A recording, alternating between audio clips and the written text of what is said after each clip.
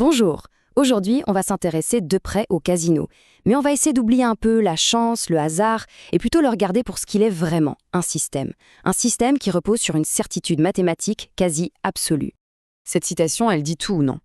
L'activité d'un casino, ça ne repose pas sur l'espoir, ni sur un coup de dé, non. Ça repose sur des mathématiques, froides, implacables. C'est une entreprise où les probabilités ne sont pas juste une donnée, elles sont l'outil même de la rentabilité. Et c'est là toute la question, le grand paradoxe qui est au cœur de cet univers. Alors comment est-ce possible? Eh bien la réponse se trouve dans un système méticuleusement conçu, un système qui repose sur 3 piliers qu'on va explorer ensemble. On commence par le premier pilier, et c'est le plus important, le moteur mathématique. Il faut bien comprendre que le fondement de la rentabilité d'un casino, ce n'est pas la chance, c'est une certitude statistique qui est intégrée dans chaque jeu, sans exception. Ce concept, c'est la clé de tout.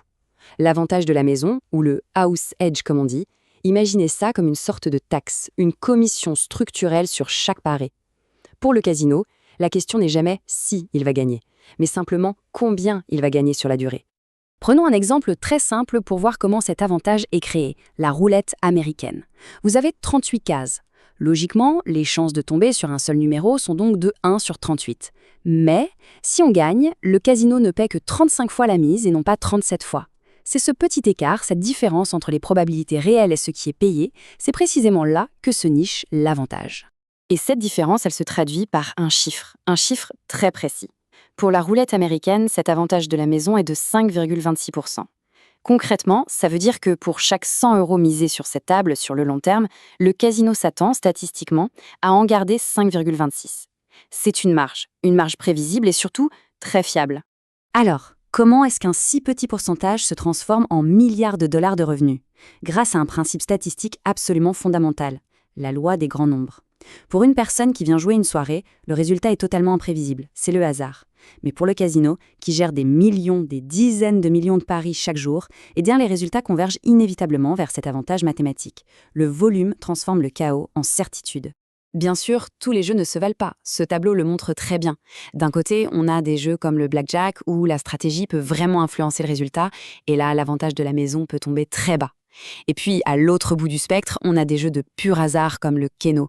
Et là, pour le casino, c'est une véritable machine à cash, avec un avantage qui peut grimper jusqu'à 40%. Passons au deuxième pilier, parce que, bien sûr, les mathématiques, ça ne fonctionne que si les gens continuent de jouer. Et c'est là qu'intervient l'environnement, l'espace physique du casino, un espace qui est méticuleusement pensé pour soutenir ce moteur mathématique. En gros, il y a 2 grandes écoles dans le design de casino. D'abord, le modèle traditionnel, le labyrinthe, on cherche à désorienter, à faire perdre la notion du temps.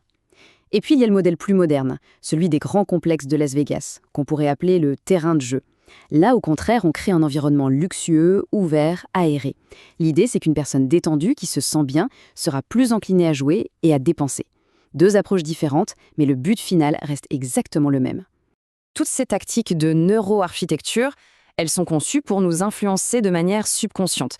La plus connue, bien sûr, c'est l'absence d'horloge et de fenêtres qui crée une sorte de bulle temporelle. Mais il y a aussi le bruit, le son constant des machines qui payent, même des petits montants, qui donnent l'impression que tout le monde gagne, tout le temps.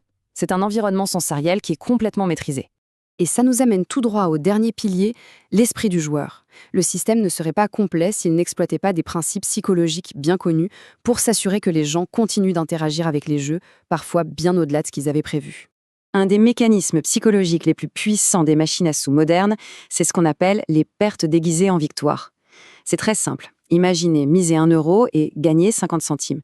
Eh bien, la machine va célébrer cette victoire avec des lumières, des sons, la totale, même si au final, c'est une perte nette. Le cerveau, lui, enregistre une petite récompense, et ça incite à continuer. L'anthropologue Natasha Dow-Schüll a très bien décrit cet état, qu'elle appelle la zone machine. C'est une boucle de rétroaction presque hypnotique. Le rythme est rapide, le retour sensoriel est immédiat. Tout est fait pour que le but ne soit plus de gagner de l'argent, mais juste de continuer à jouer, de rester dans cette boucle. À ce moment-là, le temps et l'argent perdent complètement leur sens. Cette citation nous ramène au point de départ. La chance, c'est l'expérience qu'on vit en tant que joueur sur un court instant. Les mathématiques, c'est la réalité du casino sur le long terme. Et c'est justement l'assemblage de ces 3 piliers qui rend le système aussi indestructible. C'est sans doute la phrase qui résume le mieux tout ce qu'on vient de dire. Le casino n'est pas en train de parier. Il fournit un produit, un service, dont la rentabilité est garantie par le volume et les probabilités. La seule personne qui prend un vrai risque, qui joue au sens propre du terme, c'est le client. L'opérateur, lui, gère une certitude statistique. Et voilà le système, dans son ensemble. On a les mathématiques, imbattables, qui fournissent la marge de profit. On a l'environnement, façonné pour maximiser le temps passé face à ces maths. Et enfin, on a la psychologie, prévisible, qui s'assure que les joueurs continuent d'alimenter la machine. Chaque pilier renforce les deux autres, c'est un cercle parfait. Et on va se quitter sur cette question. À partir du moment où l'un des participants opère avec une certitude statistique sur le long terme, est-ce que la nature même de l'activité ne change pas? Ça nous laisse à réfléchir sur ce que signifie vraiment le mot « jouer » quand on entre dans un casino.